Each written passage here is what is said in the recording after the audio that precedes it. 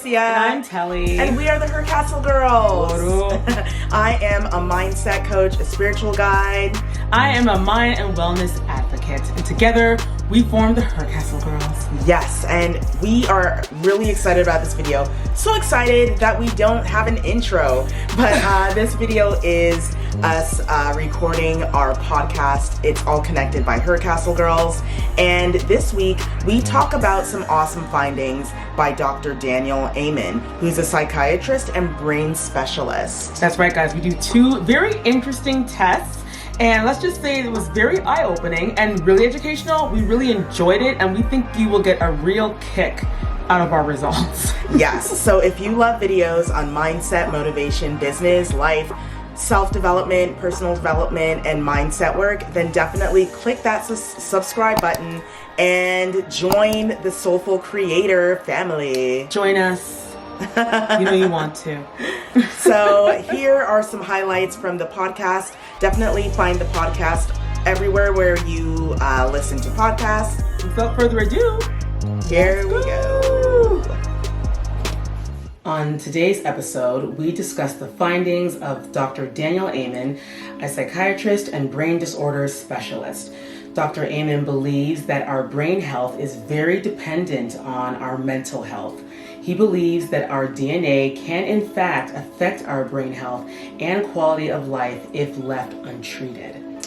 Today we bring together the results of two tests we did to better understand our own brains, the brain health assessment, and Know Your Dragons. I love assessments and tests like this that allow you to really get to know yourself even more. I think it's so important. I agree with you, Cara. I think it's interesting how, because when it comes to the brain, that's pretty much where everything takes place. Yes. So, because it's not something you flex, so to say, like a muscle, although it is a muscle, but anyway, because people are so mixed up and more focused on their six-pack or their thunder thighs, whatever it is, the last thing on a person's mind is their actual mind. Right. Forgetting that that's where everything is. Like, that's the hub of your entire being. Depending on, your brain decides if you lose weight or if you gain weight. Your brain decides if you're hungry or not hungry. It decides if you're irritable or happy. Like, everything happens there. So it's just interesting how it gets ignored. But when you do these tests, it just opens your mind to so much interesting things that you don't really think about on the day-to-day. The relationship, and we talk a lot about that in our videos on our podcast, about the relationship between you and yourself and how it needs to be strengthened, it needs to be nurtured, it needs to be better. And doing assessments like this, it helps us to better understand who we are, and therefore it helps us to understand what boundaries we need to set. It helps us to understand what issues we need to work through. A lot of people, like Dr. Amen, after looking at how he breaks things down as far as brain health, even the things that have happened to us in our past, like to our grandparents, it's affecting us today. And a lot of people would look me straight in the eye and say, no such thing, Carcia. It's not true. Science is proving it true now. So, there. There you go. Having these findings is really going to help not only all of us as mindset advocates, but also as practitioners when we are sharing, news of how people can better their brain health for their mental health. It's not just coming from a place of maybes and feelings, but it's coming from a true place. So you're actually getting actual, real results. You're getting real answers as to why we are the way we are. And after doing this, I know we both were just saying how this is trippy. It gets cool and it's also kind of scary, but scary in a good way. In a great way. Because you're just like, it's like opening a treasure chest. You're like, oh my gosh, this explains everything. Now we're going to start this whole conversation with the first assessment that we did, and that Yes. brain assessment is called the Brain Health Assessment. Mm-hmm. And it takes us through a series of questions Right. that helps us to sort of discover the health of our brain. Right. This is an important thing, and we can't encourage everyone enough to definitely check this out. Like, do one for yourself. And the cool thing with these tests too is you can do them anytime, like all the time. You can do it once a week, once a month. Because I know that a lot of people, they'll do it and it changes.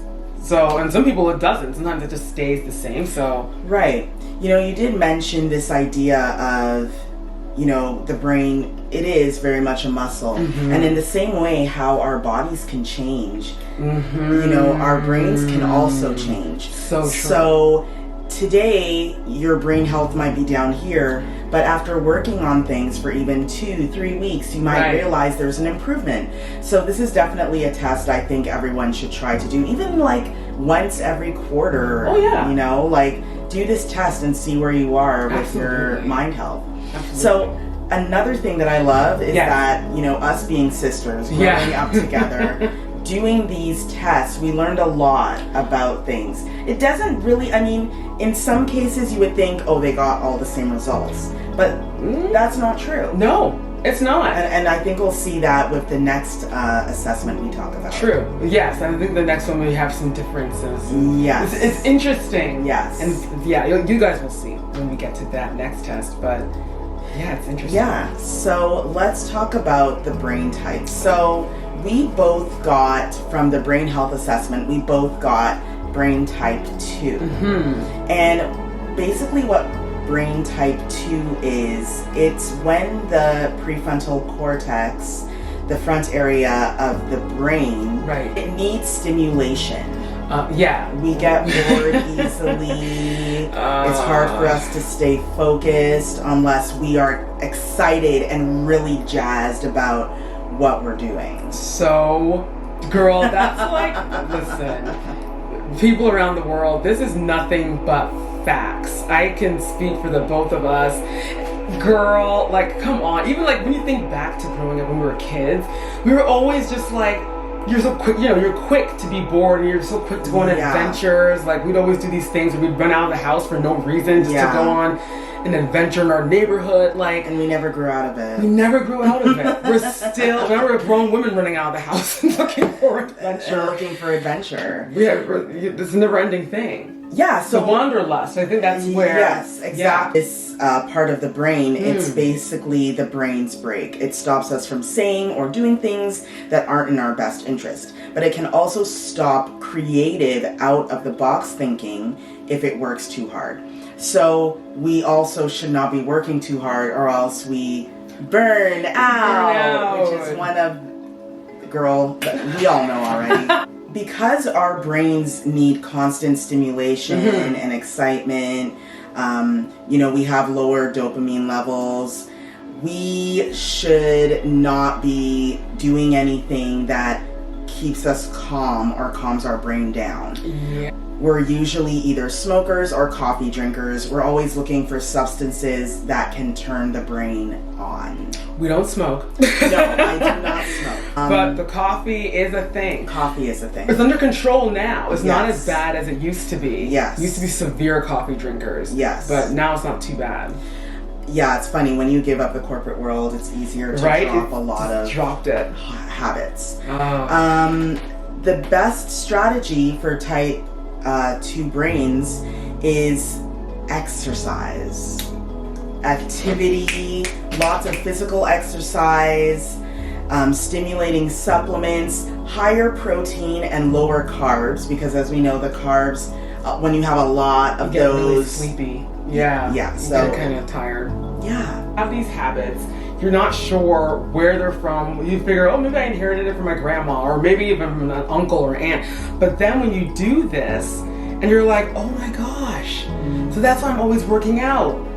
That's why I'm always drinking coffee, or at least, a lot back in the day. For instance, knowing that your body is truly dependent on coffee because you need stimulation, you start saying to yourself, well, drinking 5 cups of coffee is not a realistic lifestyle for a long period of time. No. So I guess that means instead of working out 2 times a week, I should be working out 4 times a week and dropping down my coffee. That's it. When you have a report that reads this, Definitely. you're able to make those educated decisions. Definitely. Right. Also get a brain fit score. I'm happy because I got a 73, and Dr. Amen says that 73 or higher, I think he said 70 or higher, means you've got a healthy brain. But if I did this when I was depressed and down and out, I would not have gotten this score.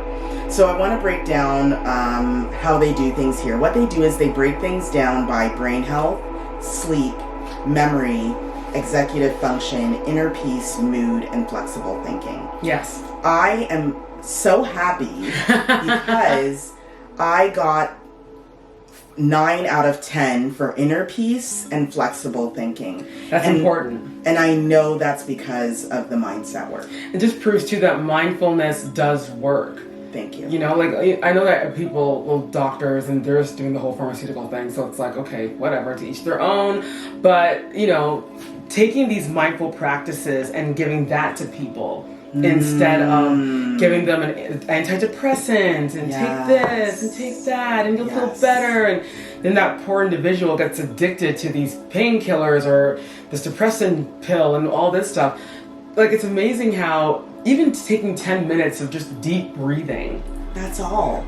Even starting there. Taking one deep breath. And just releasing, right? It changes you. It does. It changes you. It molds you. It really opens your eyes to perspective and it grounds you. And that's a lot cheaper, more effective, and easier to deal with and to tell your friends about, other than saying, yeah, you know, I'm on these antidepressants. Like, you know what I mean? Like, mindfulness all day, every day. Thank you. That whole part. So for mood, I got 8 out of 10, which I think is pretty amazing. I got 8 out of 10 for brain health, 7 out of 10 for sleep. For me, sleep does need to be better, but that also makes sense considering that I don't like to be still. I got high on mine. I'm sure you did. I love to sleep. You love to sleep. And of course, memory was the lowest at 6. And that makes sense. You do have an interesting memory. My short-term memory is hysterical, everybody. It's interesting. It is interesting. I'm at a good place. Which is good. And it shows me that I just need to continue what I'm doing, and any way I can improve, I will do that. Right. But what this is basically showing me is that I am on the right track. That's it. You know, as long as a person is on the right track and understands that their brain needs care, you're already on your way. Our results, I shocked myself. I got an 88. Yes, girl. I got an 88. So my brain health is 10, which is great. Incredible. Okay, I take it. My sleep is 8, which is true. Like I said, I love to sleep, so my memory is 9. I don't forget anything. My exec function is a 7. My inner peace is 10. My mood is 10. I am usually kind of happy most times. And my flexible thinking is 8. That's incredible, girl. So I'm happy. I'm glad that I'm on my way. I mean, no one is perfect with their brain health, but being on your way means something. On your way, if everyone was on their way with healthy mindset and a healthy brain, the world overall would be a better place. Gosh. Which is why people need to do these tests often to make sure that their brain is still in check. This report, it also has the solutions. It's just not telling you what to do, but it tells you what you should be doing for mental workouts, strengthening your mind, physical workouts, how you should eat for brain health, supplements that you should be taking. So it's a full-on report, and it is free. So I say go to brainhealthassessment.com and get yourself a report and start working on your brain. You have to. Now we are going to talk about the results from our Know Your Dragons quiz. created by Dr. Daniel Amen, and this basically is a way for us to further understand our brains, understand why we have certain personality traits, why we have certain behaviors. It all stems from our brains. And I want to say, the subconscious mind is a recorder. Everything that's ever happened to you, everything that you've been through in your life, it is recorded. Even when you think you forgot it, it is buried there. And in this quiz, we definitely have an intro to how our lives truly affect how we think and behave right now. Yeah, this one was really interesting. I don't know if, let me know if you just had this issue when you did the test, because I did it a few times and then I kept looking at the same ones.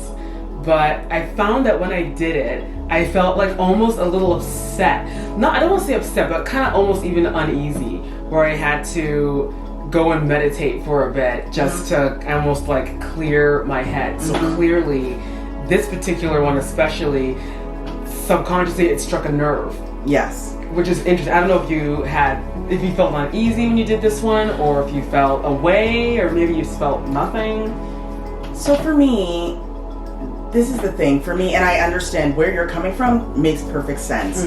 When you become aware of the genesis of why you feel the way you do, it's kind of traumatic because it's being thrown at you all at once. Yeah. Imagine 20 years of 20 years of trauma being thrown at you all at once. That's exactly what it felt like. Right. And the thing is, I've been working on, my mindset for a long time.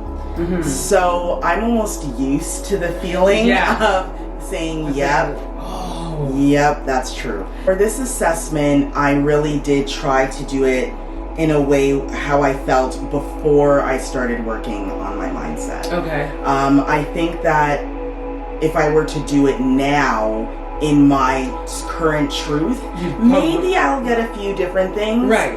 But these are definitely things that I've had to work on in my past. These are things that I work on constantly because I know it's there. Right. And I know it's embedded there, and I have to consciously work on it. Right. So that it can be managed, balanced, and it doesn't affect, my everyday life.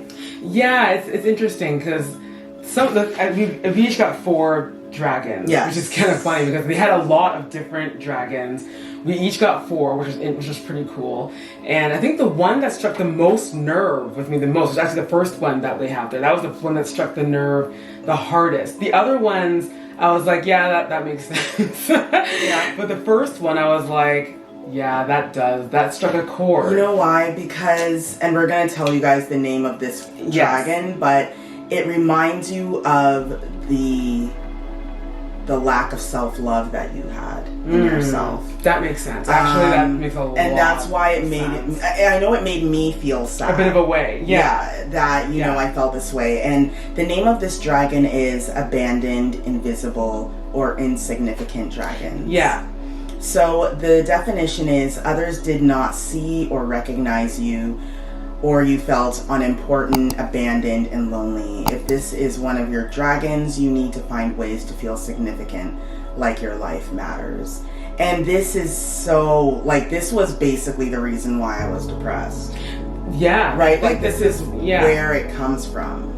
Which is interesting. I think that a lot of people, because it dealt a lot with early stages of life. Yes. So I feel like a lot of people have already do a survey. Yes. Survey people and be like, well, which dragon did you get the most? I think a lot of people would have gotten that first one. Yes. I did, but when I was done that section of it, I was like, a big sigh. I just felt a little uneasy. The origins of something like this, it's common with, your parents were unable or unavailable to raise you. You were a middle child from a large family. Your parents or siblings were dysfunctional or narcissistic or sick. One of your parents or siblings was a high achiever or famous. And For us, we're sisters again. We grew up in a family where our parents were entrepreneurs and they took on a lot of responsibility. They did. Maybe we weren't getting, as much attention per se as, some kids might need or get. Right. You're in school and you're not getting the attention that you might need as a child. So the triggers are others ignore or belittle you, which that happens even in the corporate world. I think that happens maybe even more in the corporate more world than any other world. You're not recognized, but others are. That's another thing. Maybe you came up with an idea for a project and everyone recognizes another person but not you. You get laid off from your work, but your other colleagues don't. Reactions to this is feelings of loneliness, feelings of worthlessness, and feeling small.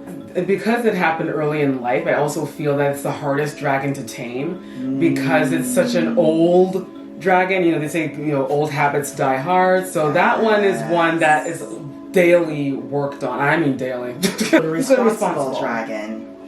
So the responsible dragon is the one that they feel liable for the pain or situation of others. So that's pretty much the entirety of our job. I mean, this is what I know. This is basically what we do. What we're doing now. Helping everyone and with their problems instead of helping their own.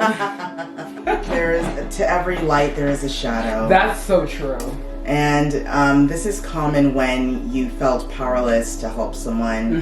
You felt insignificant, and fixing others' issues helped you feel significant. If something bad happened to someone you love, you felt responsible. You were the eldest child, neglectful parents made you care for siblings. Your triggers are perceive others in need. And the reactions to this are doing too much for others, causing others to become too dependent on you, breeding entitlement and resentment in those you cater to, unbalanced relationships, and long-term stress. The sad part of it too, the stress is not even your stress to bear, it's other people's stress. I'm sure a lot of empaths get this dragon. I'm sure. You're taking on the problems of the world on yourself, and you haven't even dealt with your problems yet. Which is a dangerous thing. If you get this dragon and you do not have a mindset practice, please change that today. Please change it. Please go and watch the rest of our videos on mindset. Create a morning routine, create a nighttime routine, purchase a journal, and start learning to meditate.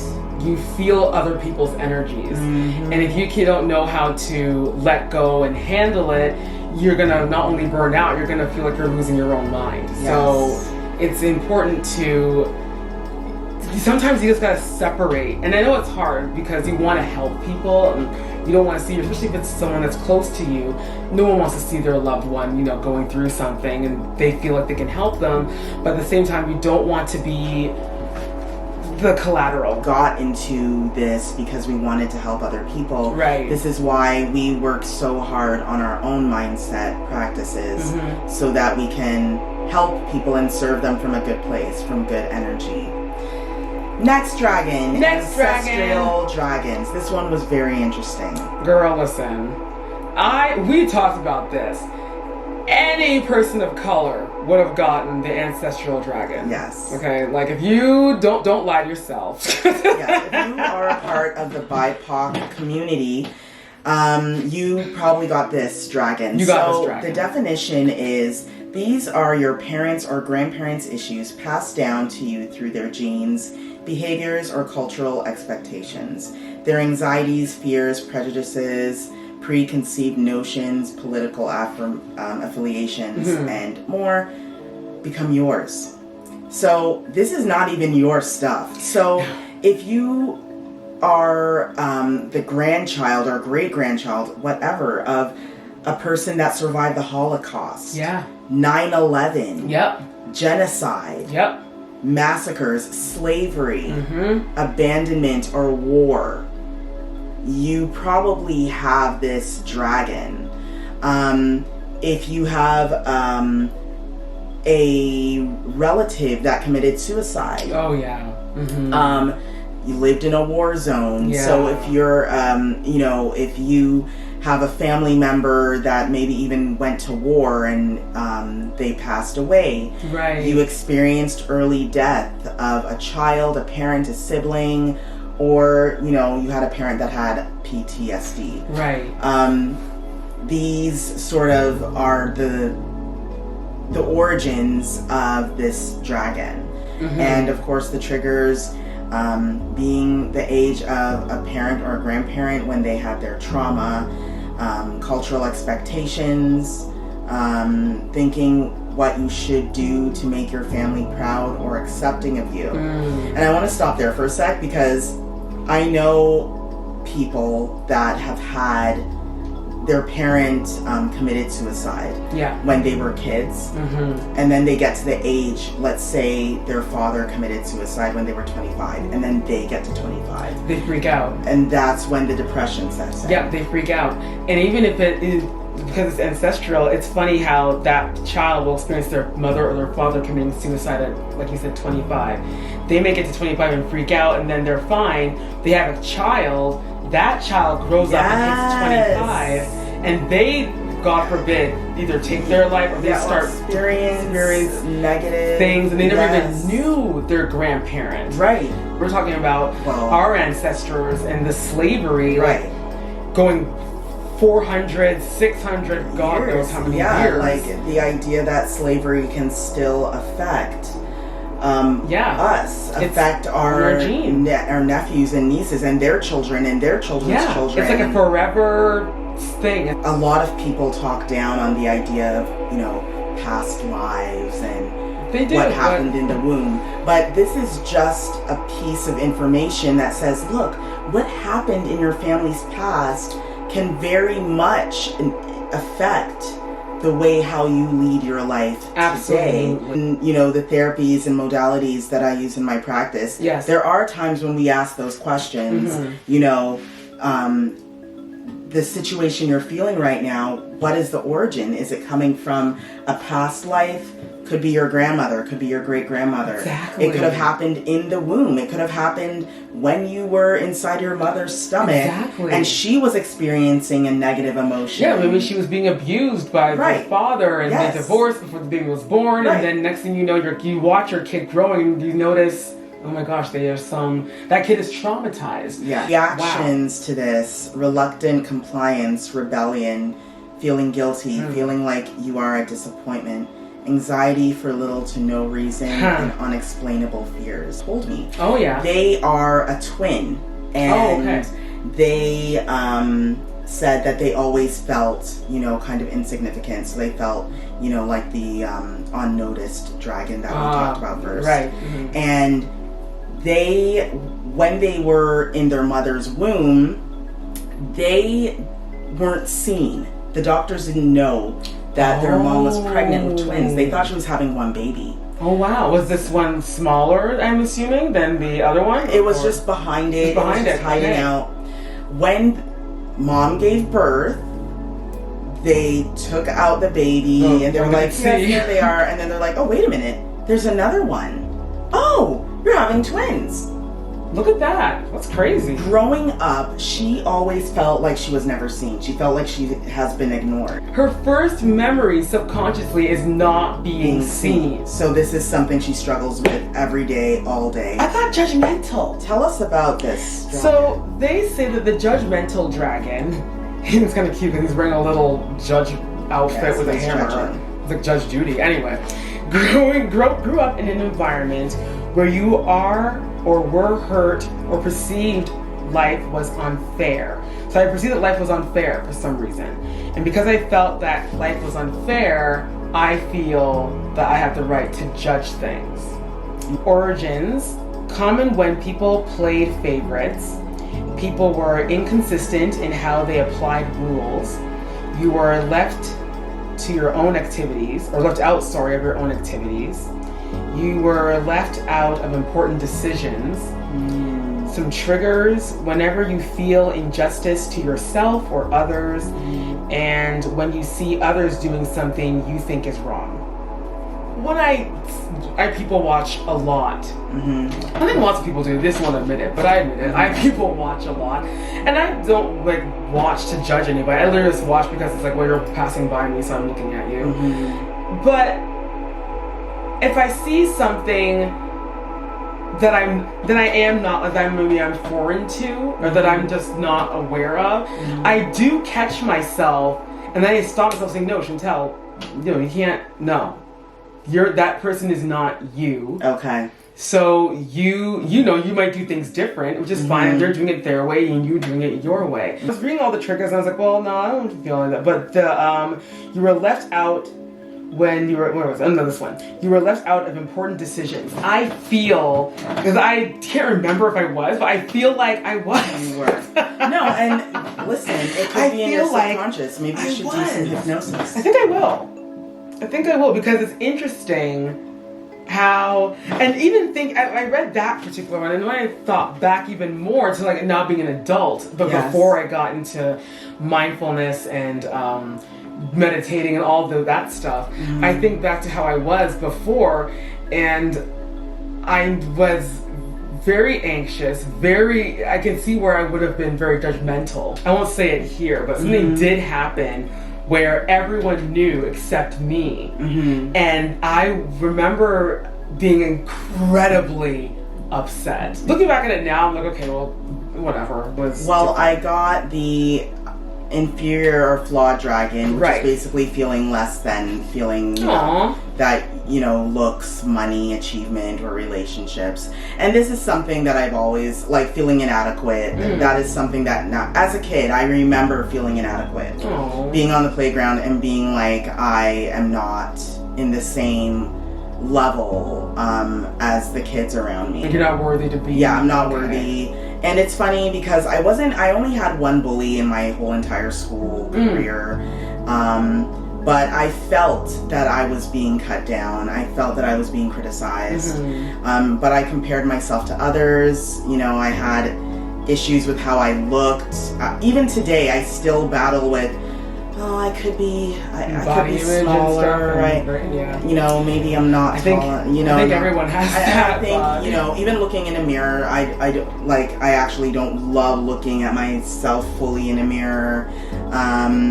So yeah, reactions to that is inferiority, depression, helplessness, and jealousy. Being overly sensitive or perfectionist. We all know we did an episode on perfectionism. I was there. Having imposter syndrome every day. And having body dysmorphic disorder, where you only see the body's flaws. So definitely have this. I think a lot of women suffer with I'm surprised I didn't get this one, to be honest. Yeah, I also got anxious dragons, which, the panic attacks, the nervousness, phobias, all of that stuff that we, Really? Having to speak in public is a problem? Not for you. Not for me. No. Speaking in public is not an issue for me because I've forced myself out of it. Right. Again, I did this coming from a place where I knew where I was. Right. It would probably be different if I were to do this as me today. But those are the dragons I got. And interesting. Definitely, after doing this exercise, I do feel that I know myself a lot more. True. Both exercises. I do feel that I know myself better now, and now that I know these things, I'm more caring to who I am and not being, especially the judgmental one. I really kicked that in the butt because I'm like, I don't want to judge. Who am I to judge anybody? This definitely does help you and your personality. Yes. To know how to be, and it helps you understand other people too. Because if everyone was doing tests like this, and everyone would know how to treat everybody. Whew! That was a chat. And, us kind of sharing our experience with these assessments, it'll make it easier for you wherever you are right now in your mindset practice, whether you have one or you don't have one. This is a time for you to really check out where you are when it comes to your brain health, your mental health, becoming aware and really working on it. Yeah, it's very important to take care of the mind. Like we were saying earlier, everyone has no problem taking care of their physique, but at the same time, you only have one brain, and this organ right here is insanely important. Thanks for watching, everyone. We always enjoy making these videos. Again, if you like videos on self-development, personal development, spirituality, motivation, mindset, life, and business, then subscribe to our channel. Subscribe to our channel, give this video a thumbs up. That way we can get our message across the land so everyone can have a piece of the bright mindset spirit. The soulful creators, that's what we call you guys now. Yes, the soulful creators. Become a soulful creator. Join us on this journey and have the best week, everyone. Have the best week, everyone. We will see you next week. Take care. Au revoir. Ciao, Bella. All of that good stuff. Peace out. Yeah, it's good. Plain and simple. Never gets old. Peace out, y'all. Bye.